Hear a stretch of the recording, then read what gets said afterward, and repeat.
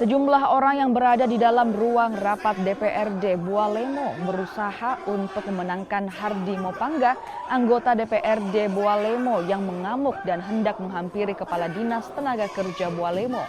Sementara itu, Kepala Dinas Tenaga Kerja langsung dibawa keluar agar tidak menambah keributan.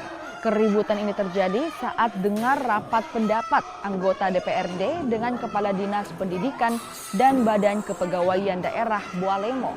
Namun, Kepala Dinas Tenaga Kerja juga ikut hadir. Dalam rapat, kedua belah pihak yang bertingkai saling tersinggung dengan perkataan masing-masing. Meski sempat terjadi keributan, namun rapat tetap dilanjutkan hingga malam. Hal-hal yang seperti ini, mutasi-mutasi seperti ini hanya dihubungkan dengan persoalan dukung-mendukung antara perseteruan pejabat-pejabat tertentu yang ada di daerah ini. Nah, disinilah saya sempat mengeluarkan kalimat-kalimat kata-kata yang karena paling tidak dalam kondisi geram juga, emosi juga, sehingga menyebabkan teman-teman ASN tidak terima dengan kalimat saya.